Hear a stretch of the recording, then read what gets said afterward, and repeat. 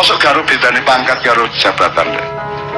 Jenderal itu pangkatnya, pangap itu jabatannya. Iblis itu jabatan bukan pangkat.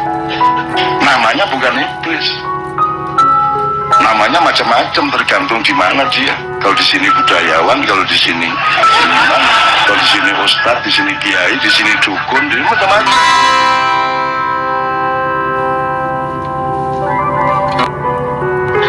Jadi ini saya ngelihat yang disebut evolusi ini, Ustaz. Kan manusia itu sebenarnya sama Tuhan tidak kok Nabi Adam dibikin nyuruh malaikat Israel untuk ambil tanah di Mojokerto gitu, lempung gitu, terus digawe tapel itu tapel artinya jasad manusia baru disebul sama Allah. Itu kan nggak terus dibawain Quran enggak, ya toh? Udah pokoknya diciptakan gitu aja, terus udah disuruh diciptakannya juga Anda dijebak sama informasi Allah dan Anda nggak mau mikir. Kan Allah mengatakan ini jailun fil ardi khalifah, aku menciptakan khalifah di bumi, tapi ternyata ditaruh di surga, kan gitu kan.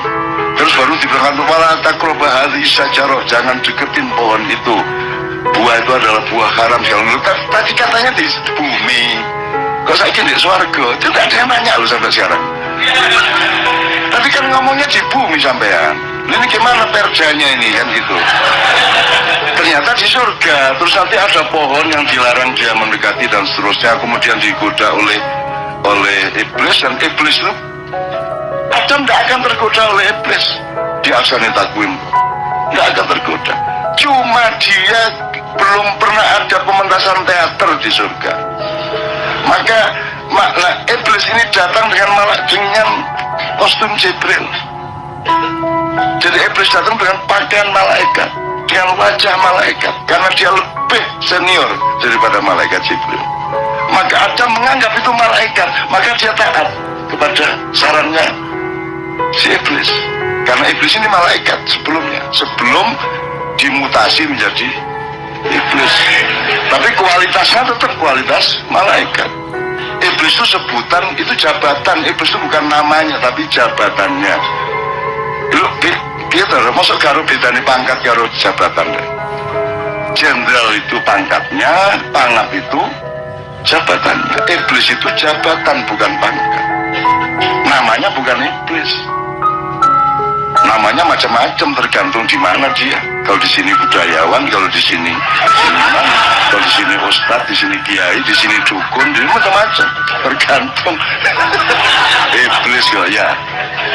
Jadi kalau di setiap langit, di setiap lapisan langit iblis diberi gelar masing-masing. Ada Al-Khosi, ada As-Sajid, ada Ar-Roqi, gitu, ada Kanzul Jannah, ada macam-macam gelarnya sesuai dengan konteks pemahaman orang. Itu kalau ke daerah ya selamat datang Kiai Haji Iblis gitu. Jadi teman-teman sekalian loh, itu juga Anda tidak pernah bertanya. Makanya kita jangan buta lah. Ini yang dasar-dasar kita masih buta kok. Saya rileks ngomong seperti itu karena Allah memang membekali saya akal, common sense tadi itu, dan tidak masalah. Saya enggak khianat apa-apa sama Allah kok dengan itu kok. Ayo jebak sampean. Karena Allah itu memberi 3 macam informasi. Satu yang disebut wahyu itu mas, atau firman. Satu perintah atau dogma. Dan itu hanya Allah, tidak usah dipertanyakan kok dia ngasih dogma. Nih gimana mau dia yang punya sakarepku gak gelem tak batalno kabeh. Enakmu dhewe tak ringkes gini, bumi srengenge tak prakes meneh, tak unter-unter lah dadekno anyar. Gitu wong Tuhan kok dibantah. Gitu loh. Jadi tidak usah bantah surat apapun lah, ayat berapapun lah. Nanti gue dibatalno karo Gusti Allah loh. Ya wes kasih dor kalau nggak gelem. Jadi saya ini sedang bermesraan sama Allah. Kan Allah, insya Allah senang karena waduh akal yang aku anugerahkan kepada anak itu dipakai dengan seksama kan begitu kan. Terus saya ten bumi kok ten swarga. Akhirnya iblis yang gelisah, Jibril nggak gelisah, semua yang lain nggak gelisah kok. Ya toh. Katanya tadi SK-nya di bumi, ini jailun fil ardi khalifah. Tiba-tiba kok ditaruh di surga dan tidak ada kritisisme, tidak ada demo, tidak ada somasi, tidak ada yang lapor ke MK, tidak ada gimana. Akhirnya iblis terbukti dia yang paling tertib dan disiplin. Dia diam-diam mengatakan, ya Allah, kemarin bilangnya di bumi loh ya, kalau sekarang di surga. Jadi mohon maaf, dengan cara saya akan pindahkan dia ke surga. Maka dia bikin mafia, maka dia bikin konspirasi, maka dia pakai acting seperti malaikat yang wajahnya cahaya. Kemudian Adam tertarik kepada dia, terpesona, kemudian dia mendekati pohon itu. Dan jangan dipikir pohon itu pohon yang hina. Memang ada sesuatu yang hina di surga. Nggak mikir juga nih orang-orang. Wa innahu haram, itu buah haram. Haram itu maksudnya kamu itu belum saatnya menyentuh buah itu, karena puncak kenikmatan di surga ya buah itu. Kamu masih S1, kamu jangan sentuh itu dulu. Dan kamu itu kan semester pertama, ini S3 ini mu'alaf kamu. Jangan sentuh itu dulu, bukunya kegedean gitu loh. Tamat SMA baca kitab kuning ya gak iso, yang kitab Sokrat ya gak iso. Akhirnya pokoknya singkat cerita, iblislah yang bikin adegan dan rekayasa sehingga Adam diturunkan ke bumi yang memang merupakan SK-nya, kan begitu. Nah, bahwa caranya iblis seperti itu karena iblis tahu dia sudah tidak dalam posisi untuk melakukan somasi secara resmi, kan gitu, betul enggak? Ya Allah, nggak bisa dia gitu. Oh, Gus Kadung gini, kamu kan sudah saya perankan, sudah saya casting kamu menjadi iblis, dan kamu saya larang untuk sujud kepada Adam, kan gitu, itu kan? Emangnya iblis berani sama Allah? Kamu tuh jangan goblok-goblok lah. Tidak ada yang berani sama Allah. Itu dipikirnya iblis apa wastakbar. Memang itu kan teks dramanya Allah. Emang ada yang berani sama Allah? Emang iblis berani? Gila apa? Nggak berani. Nggak berani. Jadi kalau itu ada gambar di internet itu, apa ini mas jadi mas? Pancu antara iblis lawan Yesus. Iblisnya lapor ke saya. Saya ini kan ini Yesus yang ke Tuhan nih. Terus saya gini, apa pancu sama. Jadi saya ini dianggap pesaingnya Tuhan. Tolong kasih tahu Tuhan, saya nggak gitu, dia bilang gitu. Nggak berani saya sama Allah, enak aja. Nggak ada yang berani sama Allah, gila apa? Nggak ada, nggak ada. Nggak Anda tanya makhluk yang manapun yang lebih hebat dari manusia yang samar-samar. Anda browsing ada itu. Ada. Kalau Anda cari nanti saya kasih tahu. Itu ada makhluk-makhluk yang dulu bertugas di zaman Fir'aun, bertugas lagi di zaman Ratu Sima. Ya, dia turun lagi, naik, turun lagi, naik, turun lagi.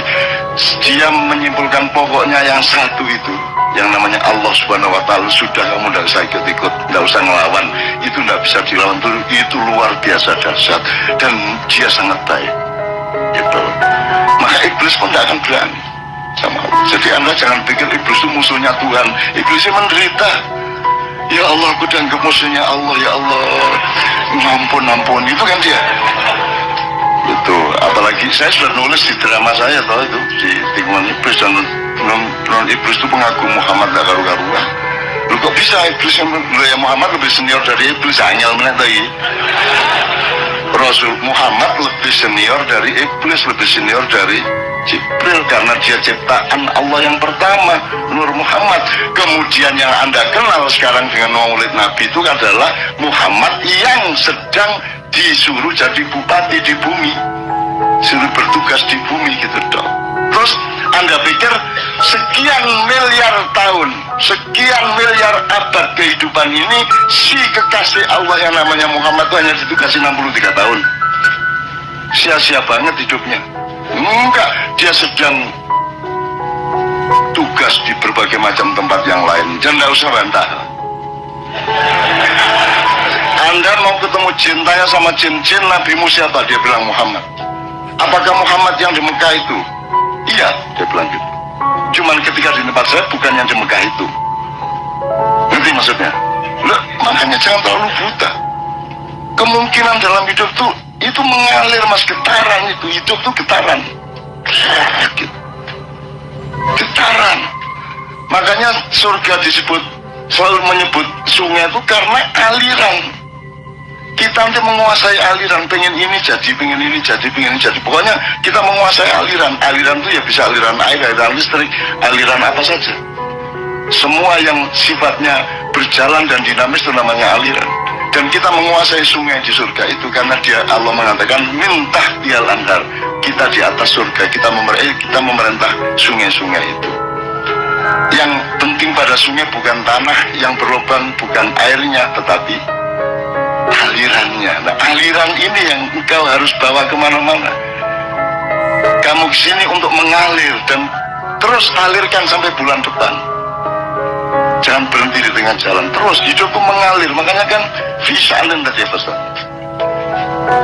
Di terakhir sebelum habis saya terakhir. Jadi mengalir itu gini. Saya coba Anda ke Pulau Seribu. Ketika Anda naik perahu, tolong ambilkan ombak. Bisa nggak Anda? Yang bisa Anda ambil? Nah, Anda jangan terpukau sama air, karena yang ada pada air itu yang terpenting adalah ombaknya, getarannya, gelombangnya, kan begitu.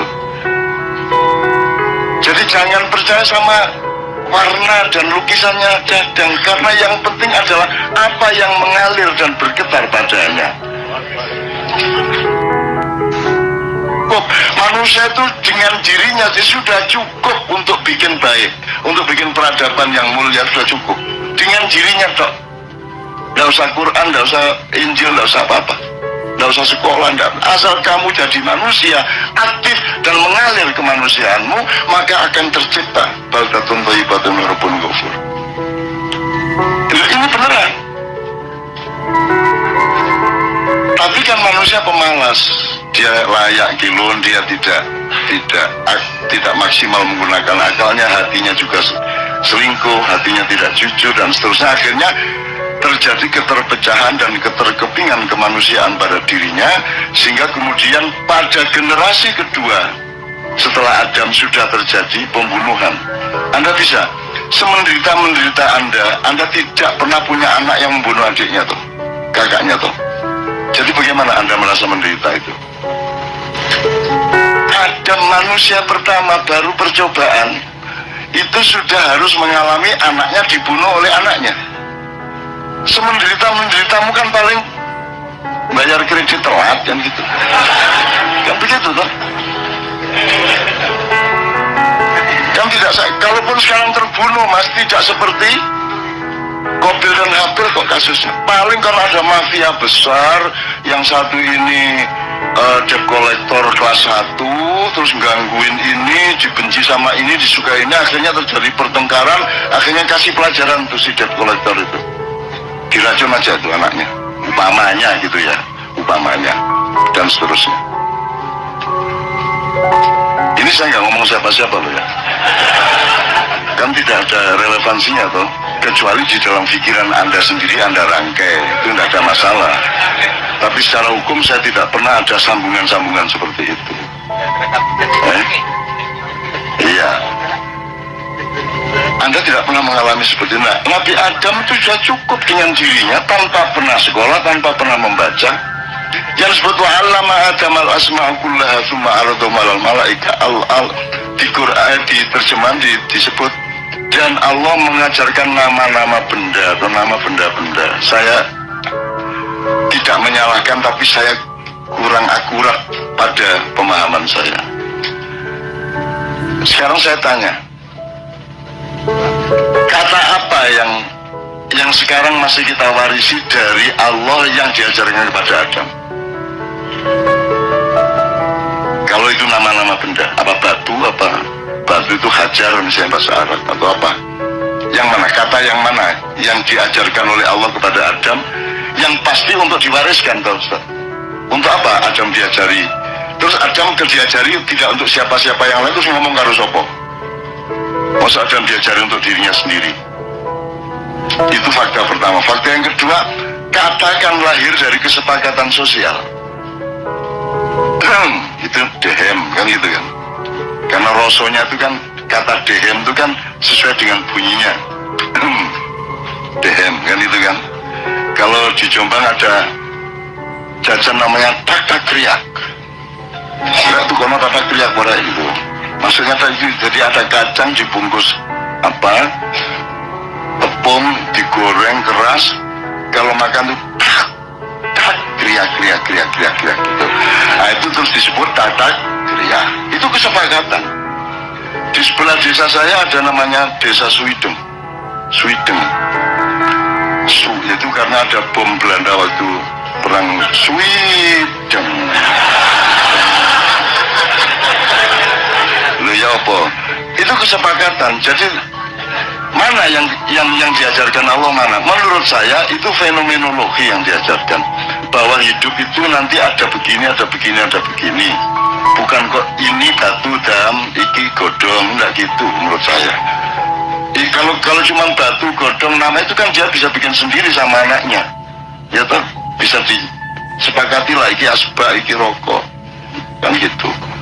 Jadi cukup dengan dirinya sendiri Adam sudah bisa menjadi manusia. Bahkan insan kamil. Tapi kemudian karena manusia malas, kemudian rakus, kemudian materialistik, ya di zaman hancurnya di zaman Nabi Nuh kan karena rusaknya keluarga-keluarga. Hancurnya di zaman Nabi Lut kan karena homoseksualitas ya. Kemudian hancurnya umat di zaman Nabi Hud karena materialisme. Karena sangat individualistik, materialistik.